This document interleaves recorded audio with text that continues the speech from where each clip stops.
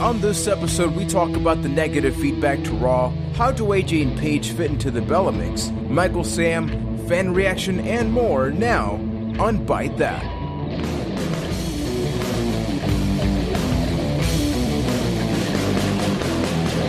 Welcome everyone to episode 54 of Byte That, the semi-somewhat maybe international professional wrestling podcast where we talk about the ups and downs of that which we love, which is the world of professional wrestling.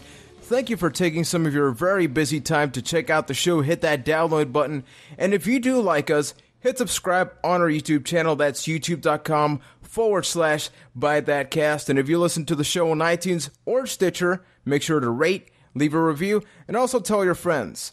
My name is Juan Velas. I am from San Juan, Puerto Rico. And as always, I'm joined by these two beautiful gentlemen, all the way from Boston, Massachusetts first, Ryan McNulty.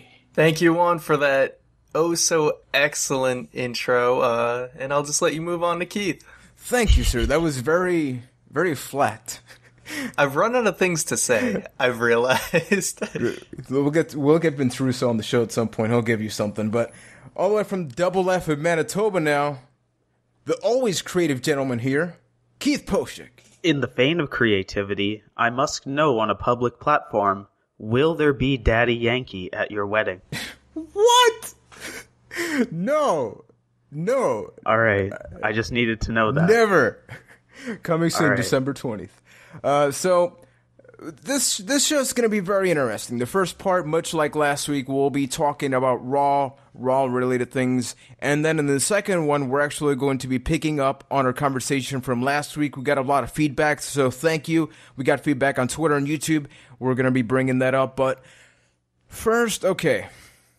So last week I was talking to you guys about the fact that I was feeling your enthusiasm wasn't there, right? Correct. It was like Ryan's intro. That's how enthusiastic we were. Well, that's taken a little bit extreme, but let's go with that. Now, it seems like with this week, if anything, things kind of got worse to the point where all of the things that we've been talking about, there's actually been threads saying, like, have the last 2 weeks been terrible? It's just been straight up, just like, you know what?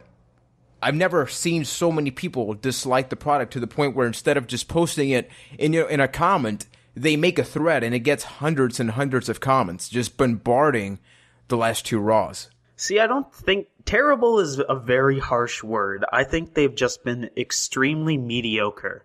Like, there's been nothing that's really stood out as like, holy crap, this is bad. I take that back. The Bella things have stood out and said, and holy crap, that was bad. But besides that, it's just been really mediocre. Nothing's really happened. Yeah, I mean, aside from the Bella things, like Keith said, nothing's been outright bad.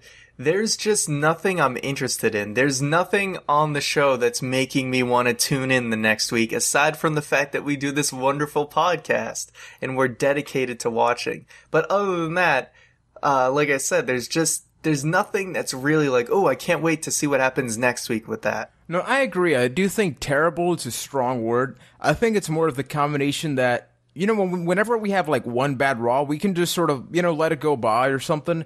But it's been 2 weeks where we feel basically the same.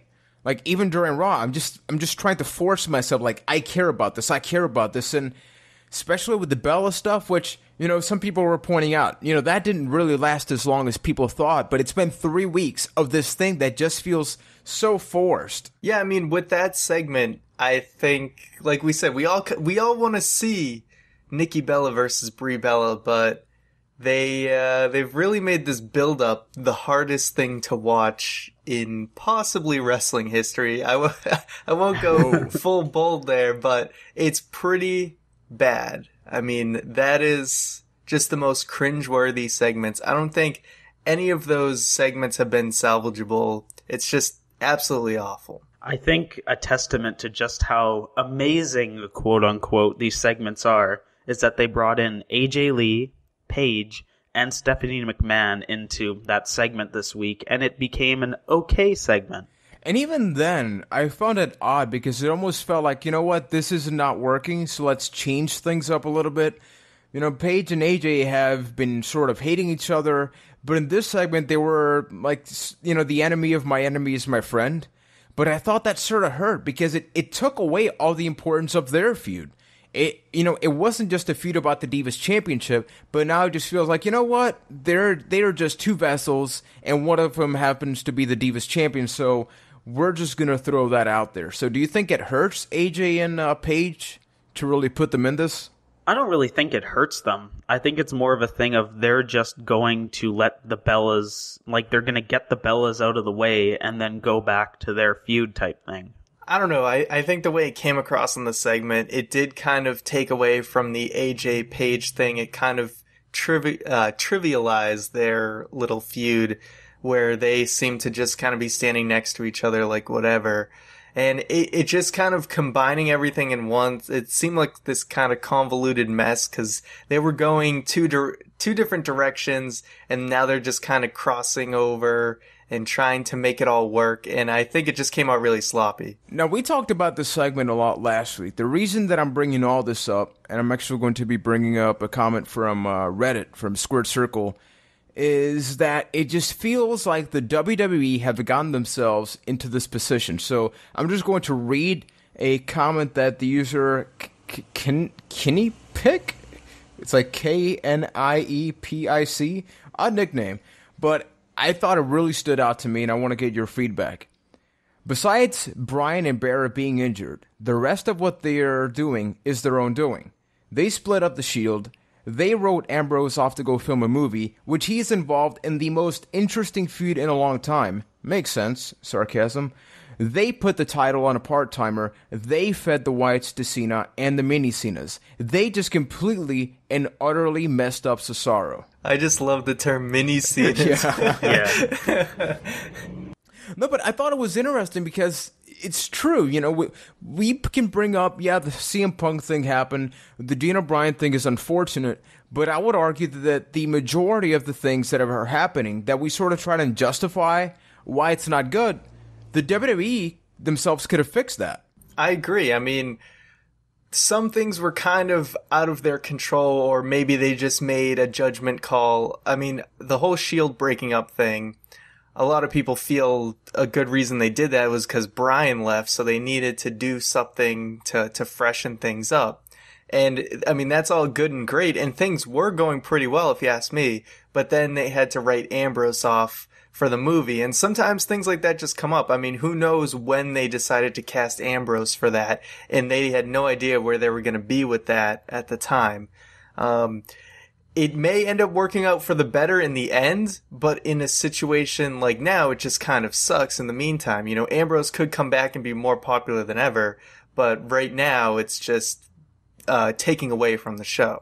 Yeah, I mean, you kind of have to remember that WWE is more than a wrestling company. They also make movies, and they need stars for those movies. I'm going to bring up a very, very challenging question for you guys. Are you ready? Go for it. This is where you sort of put the tinfoil hat, maybe. With Brock Lesnar as our part-time champion, are they doing anything different in this feud? Given the John Cena, I'm not just going to beat Brock Lesnar, I'm going to beat Brock Lesnar's ass. Are they taking full advantage of a part-timer beast being the champion? Or does it just feel like, it's just the next big guy that happens to be the champion? Question with a question. Do you think that this feud would be any different if Daniel Bryan never got injured? If Daniel Bryan was in this position instead of John Cena, do you think that this would be any different / with a different reaction? Obviously, we've brought it up in the past. The fact that Daniel Bryan looks like an underdog, and they're making John Cena look like the underdog, which kind of works simply because he's never really been in this severe type of scenario. So now that he's confronting Brock Lesnar, it feels like, holy crap, this is a whole different ball game. But it's still John Cena. It still just feels like, we get it. At some point, he's going to conquer Brock Lesnar, or maybe even not, but it's John Cena. There's not that, they're building a new guy up. But see, I disagree, because I don't think this would be any different if Daniel Bryan was in this situation. It would be the exact same thing. Brock Lesnar would have went to SummerSlam, beat the holy hell out of him, And then they probably would have fed him people like Bray Wyatt and Seth Rollins to try and build him up and seem like a legitimate threat to Lesnar. I actually completely agree with Keith. I think this is the exact story that they were probably going to do with Daniel Bryan, where it was just a one-sided beatdown. The only thing is we would all be really sad with it happening instead of happy when John Cena got German suplex 16 times. Yeah, we would have the polar opposite reaction of what we'd have right now. There'd probably be people on the borderline of pissed about that SummerSlam match if it would have went down the same way. Exactly. But at the same time, you got to think, a guy like Daniel Bryan can surely benefit. I mean, hello, Keith. You and I were sort of at a WrestleMania where he sort of lost in 18 seconds, and even though we were mildly depressed, look at what we got out of all this. So, once again, I think... But how long did that take? It took a very long time, but look at the crowd reaction. Look at everything that came out of it. You know, it's true it hurt, but the journey was really great. And it would have been nice because it's like, you know what? It's not John Cena that kicked Daniel Bryan's ass. It is Brock freaking Lesnar, the guy that defeated the streak, and now Daniel Bryan's going to conquer him instead of him being conquered. So I thought that would be pretty interesting. But obviously, this is all still, speculation. There's a very good chance that Brock Lesnar will still retain at Night of Champions. So I actually want to bring up one more question. Because it seems like most of the comments, I looked at Squirt Circle, I checked out Twitter and all that, and most people agree that it almost feels like you could miss Raw, watch the pay-per-view, and nothing would really change. You would have almost as much information as you did before then. So my question is, if you stop watching Raw and just focus on the pay-per-views, would it change anything? Would you miss anything that would make you enjoy the pay-per-view less? I would think there's a few segments here and there and moments that I think I would miss. There's always a couple gems, out of the bunch that lead up to a pay-per-view. Generally, most of the matches are completely skippable. Every once in a while, you'll get an amazing match. But for the most part, you wouldn't miss too much. I mean, they've always had the whole replay package before most of the matches that have build up. And you kind of you get a nice little summary of everything that's happened. But I mean, there's still that experience of seeing these moments live on Raw that I appreciate. But there's definitely still that thing where it's like, I mean, if you're okay with it, you can completely miss it and not really miss a beat. Yeah, I mean, every match on a pay-per-view has a video package damn near, or the commentators kind of doing a recap before the match. So really, you could just watch/listen to those and be A-okay. No, but I think that's the biggest problem right now. I think there's a happy medium where, I mean, at the end of the day, the Raws are made to sell pay-per-views. Every single show is made to sell the pay-per-view or, to get the network, which is how much? I forget. $12, I think. Oh, damn, they went up. Okay, screw that. So I do think there is an option. We've talked about this in the past, but to get to know the characters. Right now, it just seems to be like, hypothetically, say Ryan and Keith are facing each other at Night of Champions. It's just Ryan and Keith trash-talking to each other, adding a couple of words until Night of Champions. It's like, okay, we get that. But what else?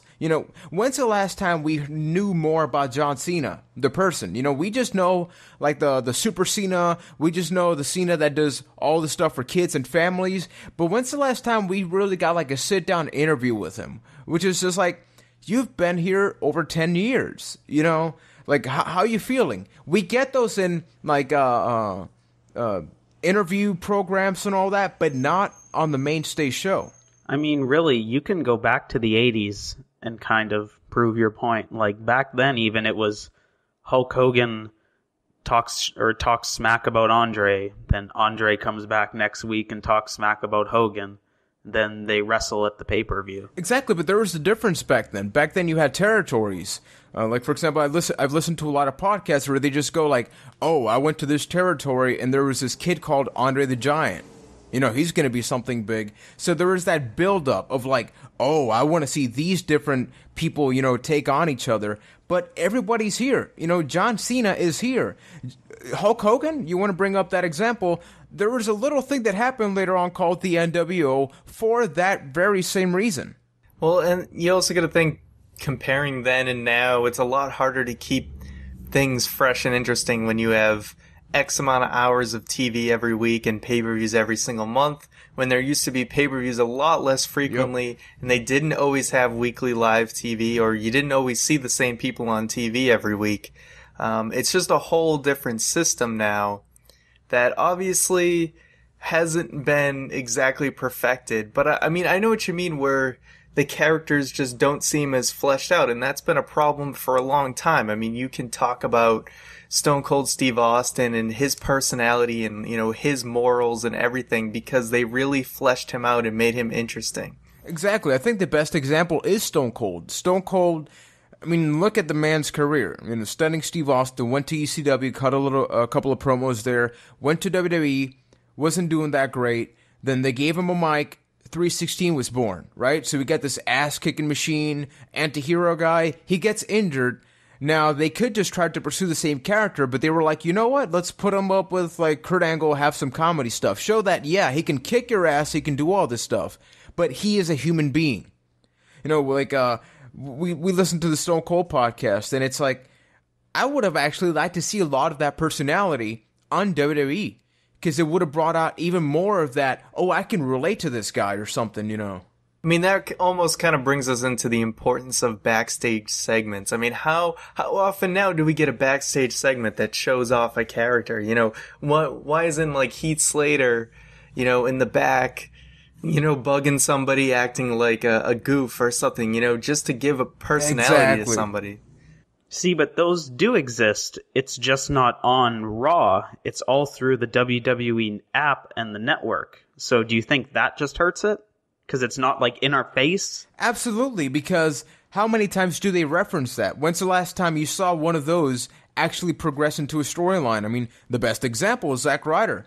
Even when Zack Ryder was not on TV, he got on the YouTube show, Dolph Ziggler. There are so many examples. I mean, Bad News Barrett, how long did that take? And even then, when they put Bad News Barrett on TV, it was very different. And then eventually they were like, oh, that online version was pretty good, so let's put that on.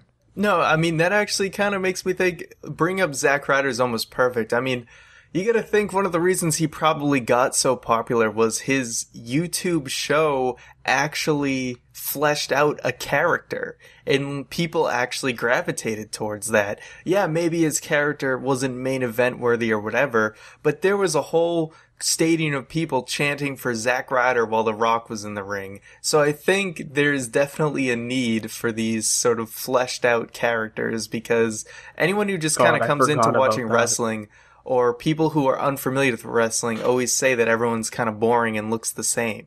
Okay, this is a very dangerous topic, but I feel like if there's any moment to bring it up, it's right now. So we're talking about Zack Ryder, right? But the fact of the matter is that was not a WWE produced thing. That was Zack Ryder. That was, I forget what his real name is, but that was that man portraying Zack Ryder somewhere else, going like, you know what? I don't like how you're dealing with my character. I'm going to show you how my character gets over. Guess what? It did. So the question for me and for everybody listening, I would love to know, do the writers, us as fans, because I know right now, some people listening are just going to go like, come on, you guys are just fans or something. But that's the point. We as fans could relate to that, even if you didn't, like right now, Ryan, you just said, Zack Ryder, maybe not main event material, but at least it fleshed out a character. So do the WWE writers really grasp what some people really need? It just feels like they fall flat. It changed the main event of WrestleMania. The people's need changed the main event of WrestleMania this year. Yeah, but it's different because that was an action, not development. So in terms of, like fleshing out Zack Ryder, do they just not feel the need to flesh out these characters?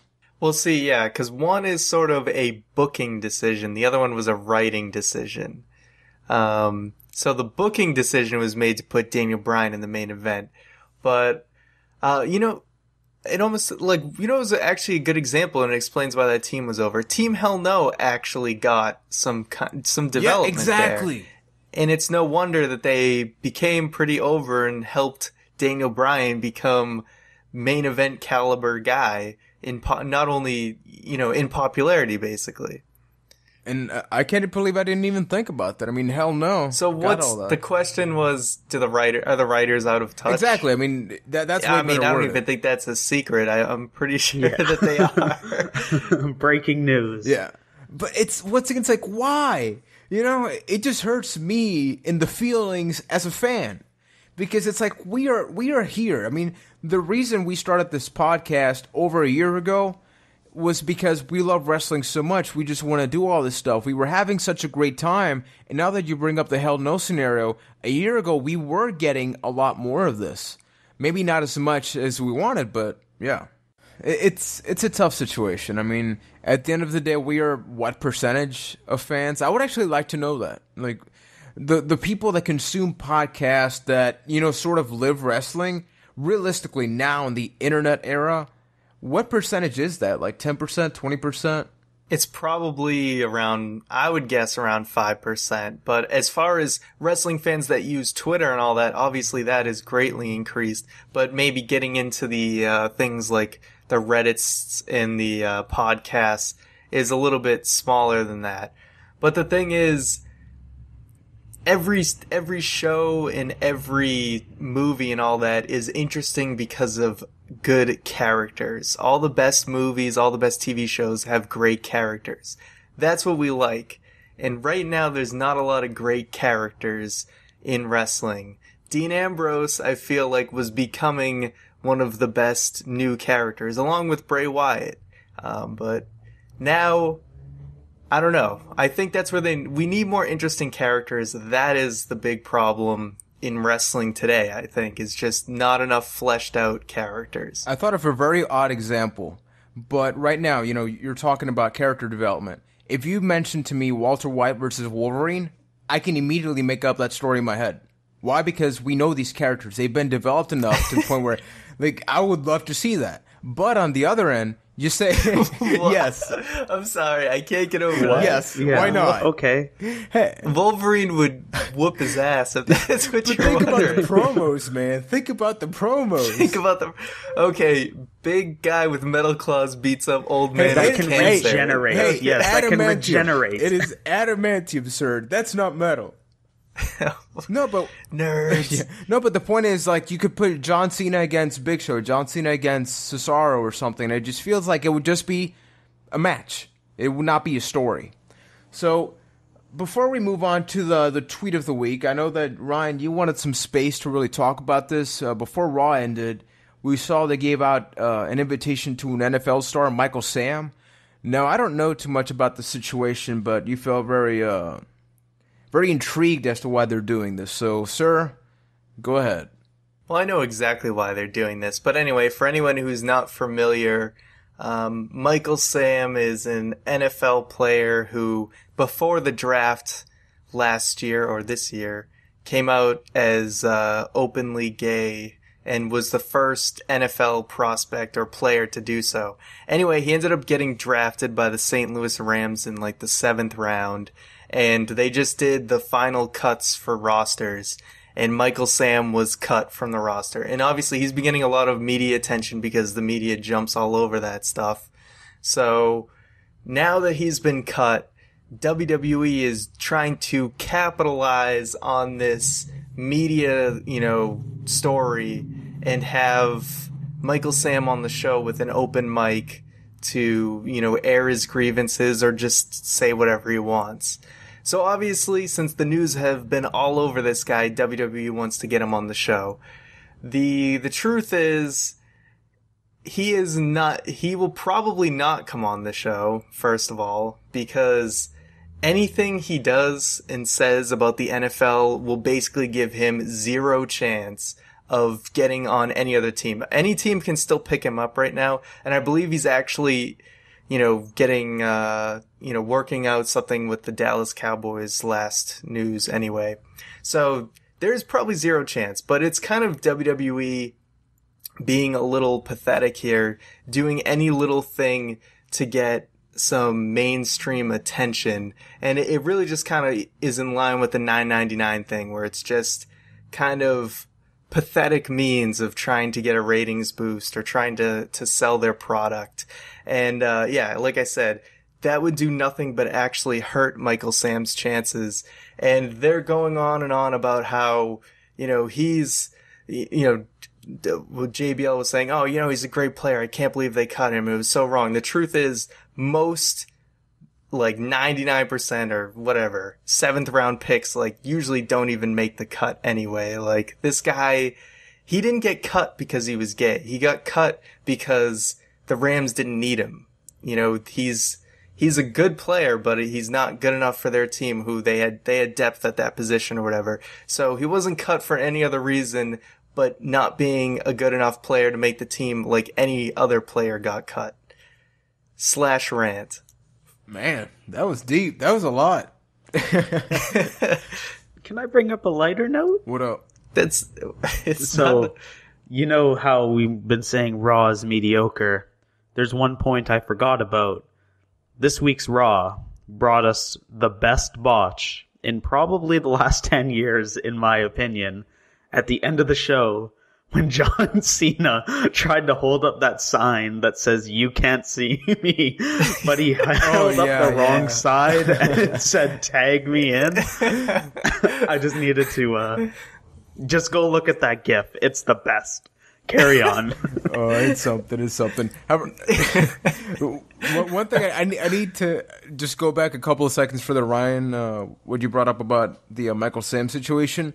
I do find it interesting that Darren Young retweeted something on Twitter, go figure, which is that they give Michael Sam an open mic for possibly being gay. I mean, we don't know. I mean, obviously... Well, he is gay. No, but... He's not possibly. But what I mean is... No, but that's why they're giving him the mic. Exactly. Yeah, but they didn't let Darren Young do anything. Exactly. So it's just sort of... It almost doesn't make sense. I mean, obviously, we're not going to get into this type of conversation in the podcast, but just the sort of scenario where it's like, if that's the reason why, it's incredibly hypocritical. Because no, I completely agree. It's like you have a guy that exposed himself, you know, like through TMZ. Come on. I'm sorry. Just let me take over. You're done. Okay. Okay.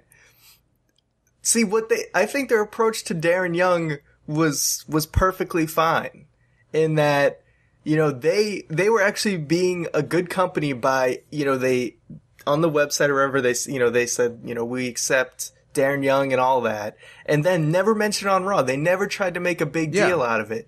And I think that's great, you know. Treat everybody the same. It doesn't really matter what their sexual orientation is. But now they're trying to jump on this media bandwagon, you know, for the exact same reason. It's just another organization. They're just trying to leech off of another organization's popularity. And, like, they're really not even... They're just trying to go for these cheap tactics to get mainstream media, and they're really not stepping their game up. And the football season starts next week, and they're going to have a lot of competition on Monday nights, and I just think this was their uncreative, unoriginal way of trying to get some ratings on the first Monday Night Football. And of course, we'll have to wait until next week's Raw to find out if he actually does show up. What will he say? But speaking of unoriginality, it's time for this week's Tweet of the Week.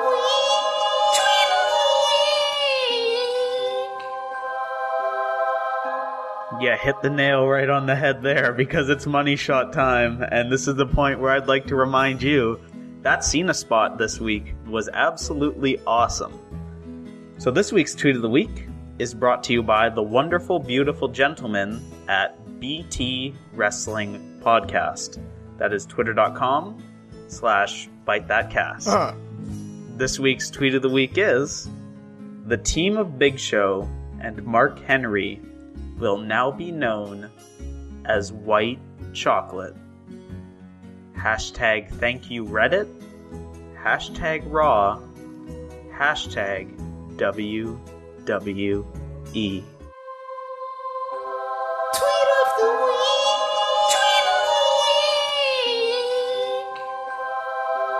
And thank you for that very questionable Tweet of the Week. And remember, folks, follow us on Twitter at ByteThatCast. We tweet during Raw and throughout all the week. Remember to check out the YouTube channel, youtube.com/ByteThatCast, where we host a podcast every single Tuesday night. We're also going to be having some other content. Like this week, there's something different this week. You're not going to be seeing my face on Thursday. Ryan, what are they going to see if they go over to the YouTube channel? Well, this Thursday, we're going to start a series we call Fight Night, in which it will be me versus Juan in WWE 2K14. We're starting off playing as WWE superstars, and should I already tell them the match? Go ahead, sir. Alright, it's going to be me playing as Cesaro versus Juan playing as Ryback.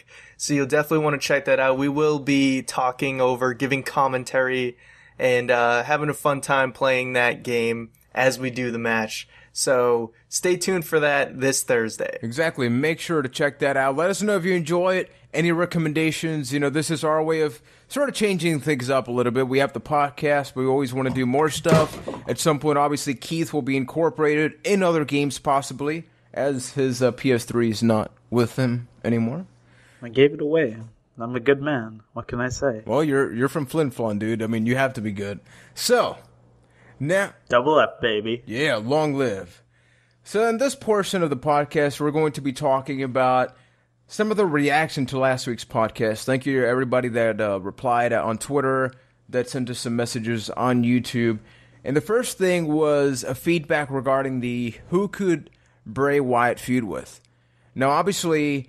we're going to be getting the cage match last week, but even then, what happens afterwards? So, the Forrest Wilson sent us a message on YouTube and said, Bray Wyatt versus Rusev.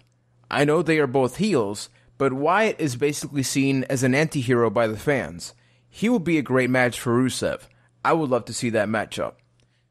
What's your feedback on that? Would you want to see Bray Wyatt take on Rusev?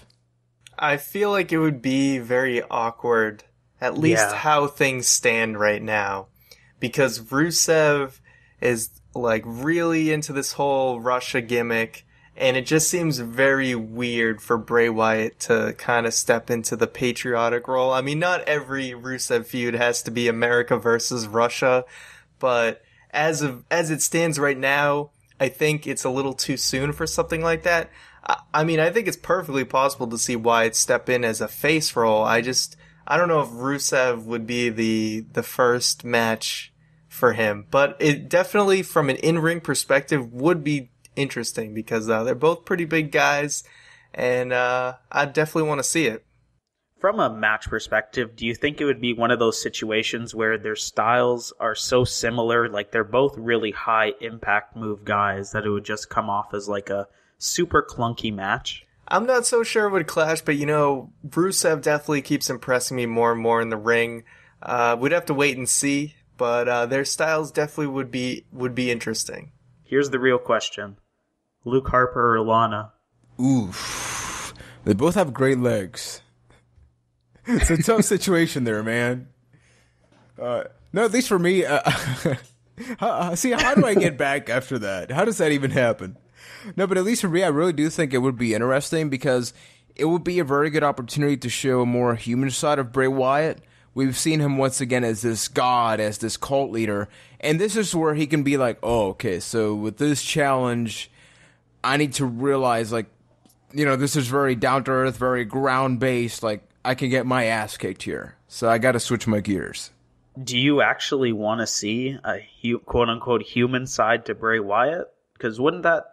I don't know. That doesn't sound very appealing. I like the whole culty, kind of crazy, Hills Have Eyes, House of a Thousand Corpses, Bray Wyatt thing going on. They can still do it. I just think that nowadays it's almost a benefit that Undertaker can wrestle every single week because after a while you will lose that mystique nowadays. Even back then they switched him to American Badass, then Dead Man. Because of that, they felt like it needed to be switched up. So that was actually a blessing in disguise for him. I think at some point, Bray Wyatt has to become human to then become inhuman again. Case in point, Kane. I mean, they failed with Kane, but it was for the exact same thing. You can call yourself a demon until everybody's just like, yeah, he's just no different than Big Show. So switch that up. Devil's favorite jobber's doing great these days. Absolutely, sir. So thank you, Forrest Wilson, for bringing that up. So now I actually want to bring up some feedback about the how do you watch wrestling, how much is too much wrestling topic. We got a ton of responses here, so I actually want to delve into a couple of them. This first one is from Pirate Hunter 316. This was sent on YouTube. So he says, I have to pay close attention to wrestling. I can't sit back and simply enjoy it because there's not much storyline-wise for me to enjoy. I have to know the ins and outs of the business. I have to listen to your podcast, yeah, and others who talk and criticize the intricate parts of wrestling business, because honestly, if I didn't, I would have little to no interest into the wrestling storyline that WWE puts on TV. I believe that people find podcasts to talk about wrestling more interesting and more worth more time investing than actual wrestling. At least for me, if there was no wrestling podcast, I would not have involved my life with wrestling. I keep up with wrestling not because I enjoy it anymore, but because guys like you and many others who make podcasts make it fun again. This is actually unbelievably interesting because, first of all, I'm a little humbled that, people do listen to us. I love you. Yeah, it is crazy, but it's true in a way. It almost feels like, here's a question for you guys based on that. Do you feel that the storylines that we create, and when I say we, I mean any podcast that talks about wrestling, it can be wrestling with friends or whatever the case, the storylines that we create out of speculation, do they add that fuel to the fire that some people need? I definitely see where this guy's coming from, because we complain about storylines not being interesting or characters not being developed. Well, a lot of the podcasts and wrestling discussion world basically fills in the blanks. We like to talk about where they could go, what can they do with this, and sometimes we, us or other podcasts will kind of add more than what's actually there. We speculate on Bray Wyatt being a cult leader and say all this stuff, but I mean, is he actually a cult leader? Have they outright said he is? So we kind of add even more to it. And maybe I'm wrong on that example. I don't know, but you get my point. Yeah, I mean, even on this show, we have the quote-unquote, running half joke of the tinfoil hat, because we're always speculating and seeing, hey, maybe this will work, or maybe that will work. I'd like to see this. So, yeah, we're all fantasy bookers at heart. It's like that time where we thought that Kane could be a mole in the Authority and ends up being with the Wyatt family, and the Wyatt family takes down the Authority because he's against the Machine. Yeah, that was our biggest tinfoil hat moment. Or it's like that time that we said that there would be a Bella heel turn on SummerSlam weeks beforehand. Oh wait, that happened. We get it, Keith. You're not only are you Slammy Award winner, you're also Dolphin hidden in disguise as a Canadian in Flin Flon. And by dolphin, he means a dolphin. Wow. So what better way to bring up another question or reaction than right now? This one is from Neil Owen. Or Niall. Niall. Is it Niall or Neil? Let us know. It looks like Niall. It looks like Niall. I will go with Niall. You've been outranked. Sorry. So he says, great podcast as always, guys. Thank you. About how I watch wrestling, I'm from England, so Raw runs from 1 a.m. to 4 a.m. I record it and watch on Tuesday. I prefer it this way because once you skip through all the advertisements and all the recaps about what happened 10 minutes ago on Raw is only about 2 hours long anyway, but I'll still always stay up to watch the pay-per-views. This is almost like the perfect medium, because we were talking last week that maybe the Hulu version of Raw is the perfect way to watch it, but this is something else. It's just like, you know what? Watch it the day after, skip through all the crap, skip through all the recaps, and you just get right down to that. So my question to you guys is, could you even do that? I mean, obviously in his case, it's from 1 to 4 a.m. Wow. I would never watch Raw live. But even without that, would you do that? I mean, the big chunk of Raw that I enjoy is the whole interacting and social media experience. So if you watch Raw taped, you're completely losing that. Now, when weeks where it's a little blah, maybe that's worth giving up. But in the big picture, I think I prefer the whole interaction and social media.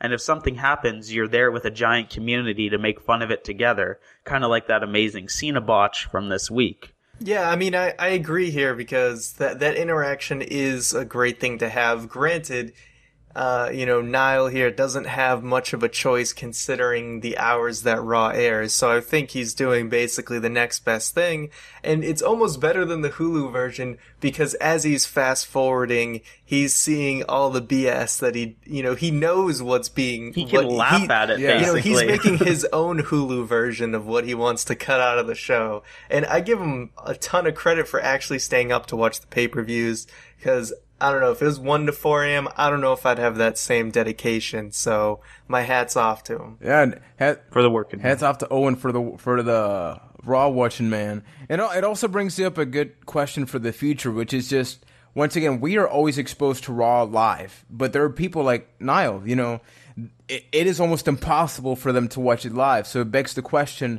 are some of the things that we hate loved by others, or at least appreciated by others because, they have to work so much harder to get that content, so they maybe appreciate it a little more. That's not so much for now, but certainly something to consider for the future. And for those listening, let us know. So this next one is from Straight to the Face. Straight to the Face. On YouTube. And with a 2. It's cool. I watch Raw pay-per-views. I no longer watch SmackDown because most big events happen on Raw. I do all 3. Watch, eat, and social media, repeat. That was sort of our question of what do you do during Raw? So once again, here's another guy much like all of us, consuming the social media stuff. Now, I'm going to bring up a question based on this and sort of the other one. Say that social media was not a thing. Say we're back in 19 whatever, but with current product. Do you think you could actually stand to watch it? I wouldn't be a wrestling fan. Are we saying the product is as it is now? Today's product with yesterday's availability and outreach. I mean, I think I'd still be watching it because maybe I just wouldn't know any better. I wouldn't know about how great the Attitude Era was or whatever era. I mean, what did I do back then? I'd just watch it and I'd talk with my friends at school who liked wrestling about it. It was just, instead of happening right now, all the, getting everyone's feedback on the show, it was just the next day when I talked to my friends who liked wrestling. It's kind of interesting that you bring that up because I'm thinking back to my own wrestling watching experience. And even back then, I wouldn't just sit down and watch Raw. I would always flip back and forth between Raw and Nitro. So I think I just learned a little bit about myself there. And for me, that was completely interesting because I never saw WWF during the Attitude Era. I didn't have TNN, so during the TNN time, I just watched Nitro. And every once in a while, I would hear about what was going on in WWF. And almost like in a podcast way, I would speculate, oh, so maybe this is what's happening, or this is what's going to happen, or, oh, that guy from WWF jumped ship. So that's pretty awesome. Quick sidetrack. If you guys haven't seen it yet, go watch the Monday Night War on the network. It's a real awesome series. Yeah, I think between that and them posting WCW Monday Nitro episodes, we definitely have something we got to bring up in the podcast in the very near future. But check this out. Let us know if you have. So the last thing I want to bring up is from Kane Yo-Yo 619. He says, I just watched Raw with my uncle while eating pizza. Watching all the WWE events would be overkill for me. Also, Swagger's my main reason for watching. So there's a couple of things I want to delve into here. First of all, what do you like to eat during Raw? I'm trying not to snack as much, but Cheez-Its would probably be my number one choice. Yeah, as a man who lives on his own and has to cook for himself, it's whatever is in the fridge. That's what I eat during Raw. So dead bodies, sir. Got it. For me, it's probably a lot and way Crazy too much things cereal. happen in Flin Flon. Remind me to never. I'm a little bit afraid right now. But yeah, so that was one thing. The second thing is that he says, I just watch Raw. Now, we always talk about the pay-per-view being the conclusion. He says specifically just Raw. That to me is very interesting. Could you do that? Or why do you think Kane Yo-Yo only watches Raw? Maybe out of habit. I mean, when I was a kid, I never got any of the pay-per-views. I just had to only watch Raw and SmackDown and accept that. And they usually would recap they would just recap what happened the next night anyway, so I'd always know what would happen. I would just miss out on the matches. Nowadays, I'm a lot more used to watching the pay-per-views, so I don't like to miss them. But you can definitely go without, and maybe that's a reason the network doesn't have as many subscribers as they had hoped, because people have just gotten into the habit of only watching Raw. So thank you, everybody that contributed to the conversation on YouTube and Twitter. You can keep doing it. If you're listening to the podcast on YouTube, leave a comment below.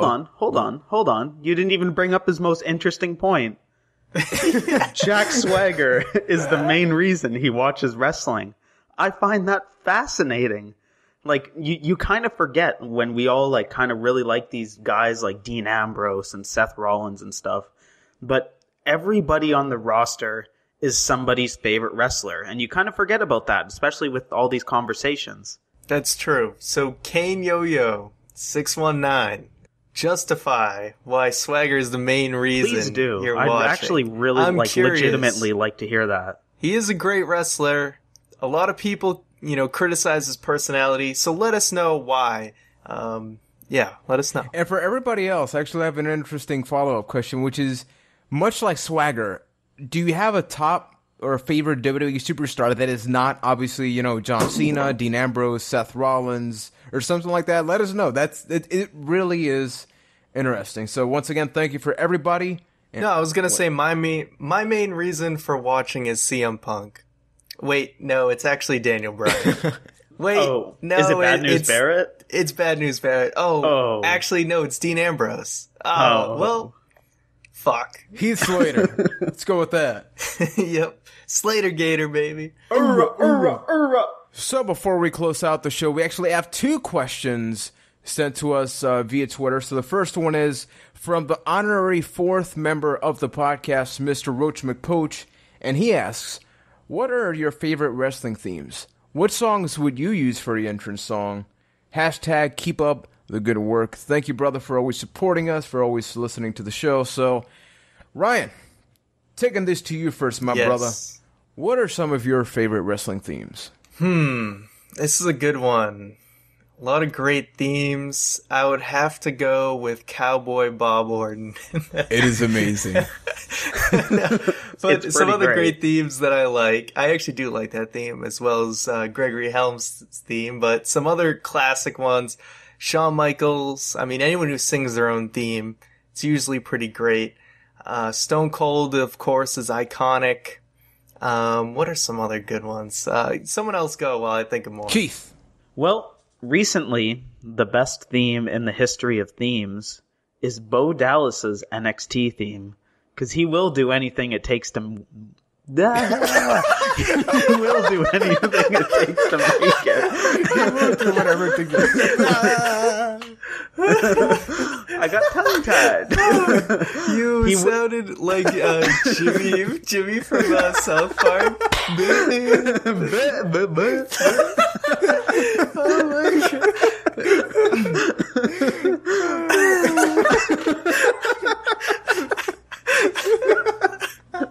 Oh shit. Okay, so that's number 1. What's number 2? Because of blood. Number 2. Number 2. I don't even know anymore. I'm done. Okay, clearly you both were kind of striking out. Degeneration X. That's another good one. Yeah. See, I don't really like that theme. Huh.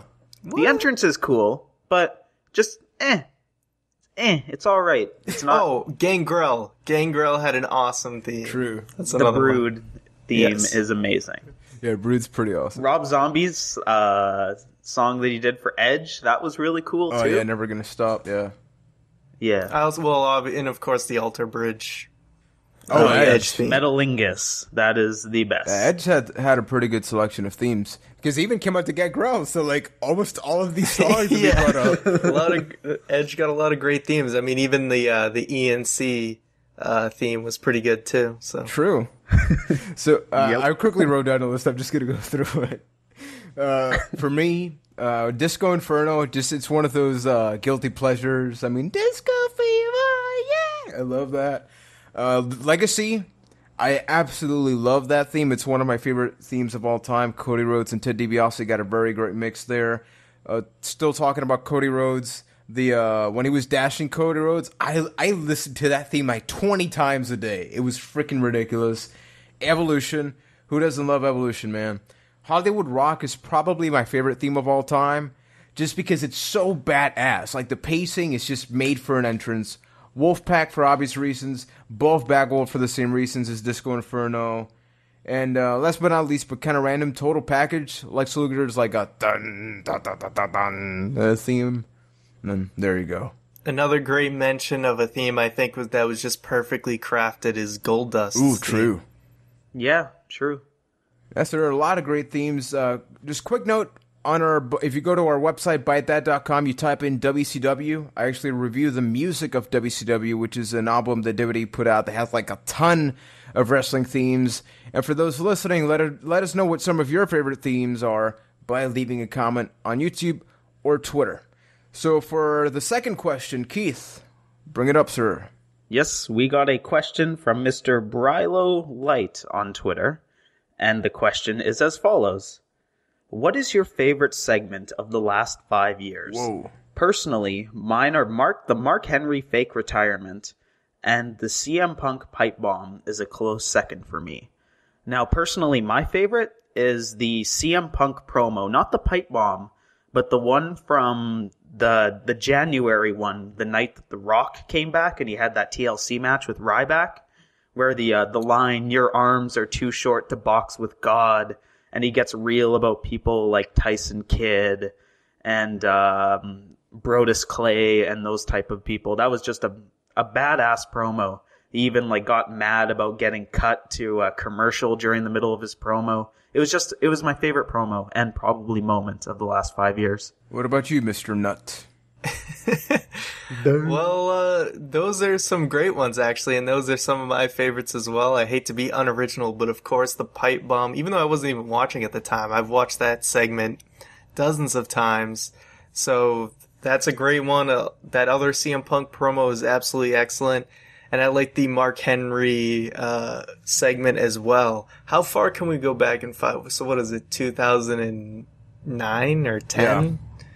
Yeah. Yeah, 9. So, nothing else is really coming to mind. There's the Nexus segment, the origin, or the origin of the Nexus. Yeah, that was something. And that was one of the things that I was going to bring up because, at least for me, the reason I think about I agree with you guys, the CM Punk stuff and all that, is not just because of the segment. It's not because of our reaction, but you even saw non-wrestling fans go like, oh, there's something happening. Kind of like when Undertaker lost.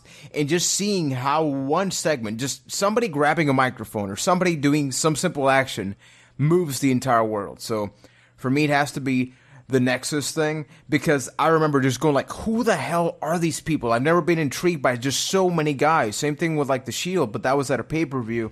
Mark Henry, I would say it's that and almost any Paul Heyman promo. Paul Heyman can say whatever he wants, and to me he's just sincere, incredible, and he always has me tuning in. So those are some of ours. Obviously, it's a big question, so I guarantee you we're going to be bringing up other ones. So if we do have any leftovers, we'll try and bring it up next week. But for everybody else, thank you for always bringing up the questions. A lot of interaction is always awesome. So between all of this, I think it's been a pretty packed show. So Ryan, take us home, sir. All right, thanks, Juan. I will. So I want to thank everyone for listening this week to another edition of Byte That. Before I go, just a few quick things to share. As always, subscribe to our YouTube channel, youtube.com/Byte That Cast. As we said, this Thursday we're going to have our Byte That Fight Night where me and Juan are going to face off against each other in WWE 2K14. As always, Saturday I'll have another video up, whether it's going to be about something in wrestling news or if I just want to do a discussion video, I'll have something up to definitely get people to have some feedback and just get a nice conversation going. Don't forget to also follow us on social media by following us at Byte That Cast on Twitter and liking us on Facebook, facebook.com/Byte That Cast. And of course, check out the new ByteThat.com. It's got all our content on there with an awesome new look. So once again, thank you for listening and we'll see you next week.